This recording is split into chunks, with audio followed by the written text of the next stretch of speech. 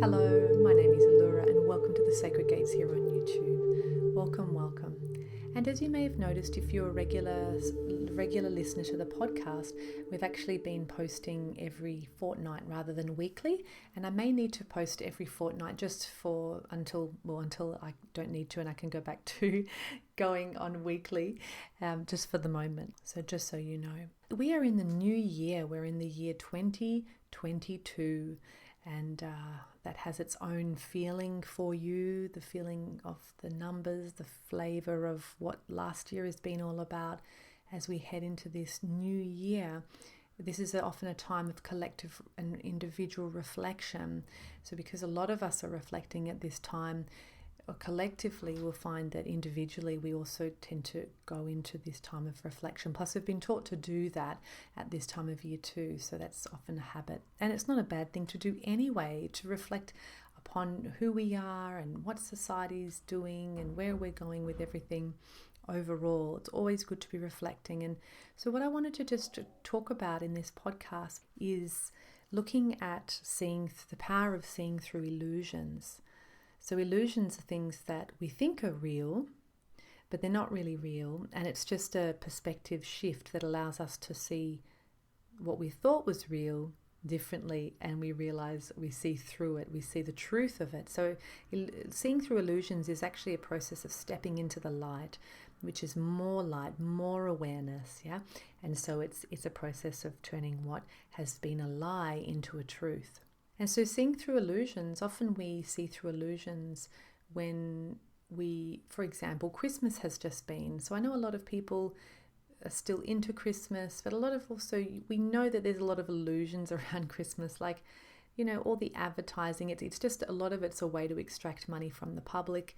And we see through the illusions of that. We look back to how we used to see Christmas as a child, and we were told that Santa was real and things like that, and then we realized he's not real, so that's an illusion that's broken. And then we start to see, well, I love my family, but geez, I really would rather be somewhere else, or whatever Christmas is, or it's a Christian celebration, yet I'm not Christian, so why am I celebrating? So Christmas time can often pre-New Year's can often bring up a lot of questioning and breaking down of these illusions, especially when the world has gone through such a difficult last 2 years and things are changing extremely quickly here on planet Earth.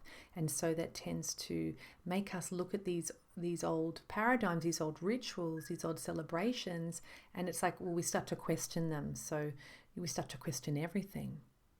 And so seeing through illusions does allow us to change our perspective. It allows us to see in the light of day with more honesty what it is that we've been buying into, self-imposed on ourselves. And a lot of it's encouraged through media, as we know, which is everywhere nowadays.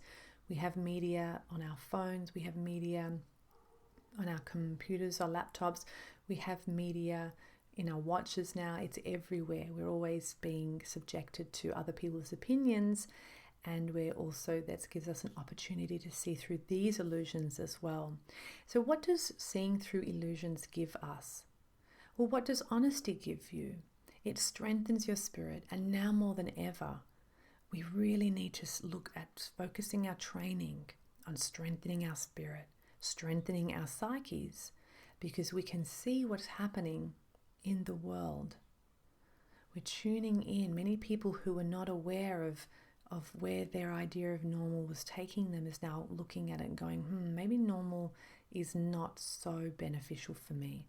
Maybe normal has been the problem. And of course, normal is a problem, because normal and pursuing normal comes from fear. It's a collective fear, an individual fear. And that way, whenever we pursue normal and what is considered normal, it takes us into a bad place. It takes us in a very negative direction, because it's based on fear.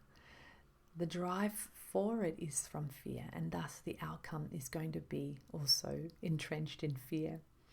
And so often when we fall into these illusions, ticking the boxes, it is actually causing us to go deeper and deeper into this idea of normal. And yet for many people in the last 2 years, normal has been exposed as not being particularly healthy, leaving you very vulnerable in the face of all the things that are going on. And so allowing ourselves to break down the beliefs and the illusions that are controlling us, it helps to stabilize you. So when you start to see that there's a lot of lies out there, there's a lot of lies around like what foods are good for you, there's a lot of lies around what's good for me, there's a lot of lies around these rituals that we often almost do without thinking, that we're not really consciously making decisions anymore for ourselves and thus for our destiny. And so we realize there's a lot of paradigms, a lot of constructs, a lot of beliefs, a lot of narratives, a lot of illusions controlling us. And although that may be destabilizing, which is what a lot of people need, is to shake things up and to see that things are not as they seem and not as we thought they were, that process actually also offers you a lot of stability, because you start to realize, hey, who's been thinking? Where have I been coming from? Have I been like allowing myself to be controlled by the media? I've been allowing myself to be controlled by my friends. I've been allowing myself to be controlled by this idea of who I'm meant to be in my family and in my society. And so breaking out of these illusions does bring on a deeper sense of stability in the wake of being destabilized, if you know what I mean. And so this is great for our emotional and mental body. It allows us to change who we are and change our perspective and start to get more empowerment in our lives. It strengthens our spirit. And so although it is destabilizing, it's important that we have tools so that you don't go into a crazy mental space like a lot of people have been going through. Lockdown, now not lockdown, lockdown, now not lockdown. And so there's up and downs and fluctuations. So it's important that you have tools that help you to stay grounded, that help you to feel through the emotions and the thoughts that are arising and passing away. And then you can start to redefine who you are, change your goals, look at your purpose, and start to take a breath and a step back and choose more conscientiously what it is that you want to dedicate yourself. What parts of you, as I said in the last podcast, are not worthy? What do you want to dedicate yourself to? What does discipline look like for you and why? What is your purpose here on earth? What would you like your purpose to be? What do you want to achieve before you take your last breath on this earth and reincarnate into what? What skills do you want to take? What qualities do you want to take into your next life? So how are you going to use your time this year to bring out the best in yourself, to shed the illusions that drive you towards a fear-based life and fear-based immune system? Because a lot of us are wanting to strengthen our immune systems at the moment, and fear weakens the immune system. So it's important that we look at what fears we're being controlled by, what lies are we buying into. So all of this awareness, we need tools by our side. We need good teachers, good podcasts, good friends, good people around us, people that we can trust, so that we can look after ourselves and look after each other. And one of the biggest things I think that smartphones have disempowered us in the direction of not being able to be just with ourselves, just not being able to sit with ourselves as we are, as we find ourselves in our hate, in our anxiety, in our pain. We just want to run away from it, pick up, flip open, start scrolling, start looking, rather than training. What could you be doing instead of doing that? Even if it's once a day, you go to reach for your phone. Rather than doing that, what else could you do? Just once a day, substitute that one moment with your phone. Why don't you just don't do anything? How about you just sit with who you are? Sit, bear, endure yourself, and feel for the spirit in that moment. But feel for the spirit, your spirit within yourself in the process and the act of being with the parts of you that you don't like, the parts of you that you're ashamed of, the parts of you that you see yourself dipping back into over and over again that you hate about yourself. Spend time with those parts.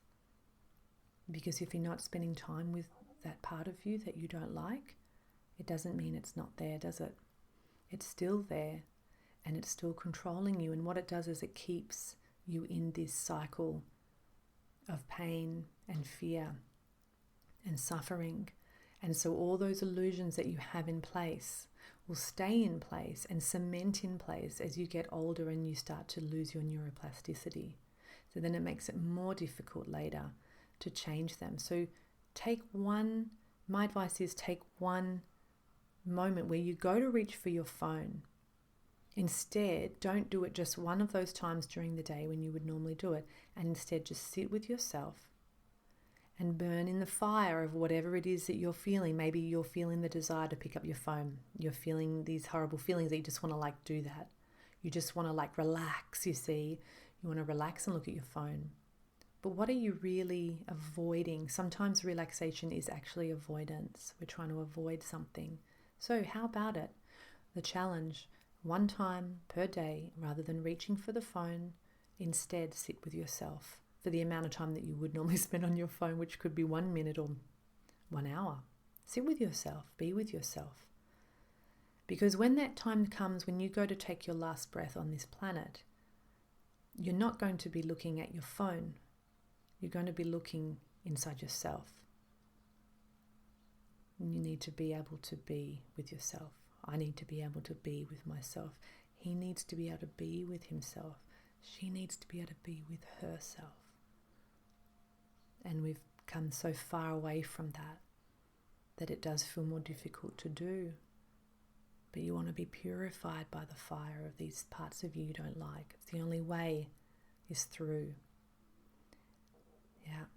And I'm not a Christian, but I know in the Bible they said the kingdom of heaven is within thyself. And that is extremely true. And I do believe that Jesus existed, and I believe that he was a great healer, a great activist. And I believe that what he meant by that was his true teaching. It wasn't Christianity. That his true teaching was about being with yourself, walking through the sacred gate and burning in the fire of that feeling and being there. That's the first thing, is being there. And that gives you a huge amount of power, a huge amount of endurance to endure your weaknesses overall, so that you can do something with them and come through the other side of them and have skill. Otherwise, like in my last podcast, you just become weaker and weaker. And what happens is when you die, you take those qualities and skills, whether they're weak or strong, as in are they helpful or unhelpful. So if you've just run away, you've created that inertial stream of running away, and you take that into your next incarnation. If you're developing the seed that grows the tree of being with, staying with, burning in the fire of, discovering something else within that experience of being with yourself, then you take that into your next incarnation, and it gives you more light, more spaciousness, because they are the qualities that are required of you in order to be sitting in you as your hate, etc., etc.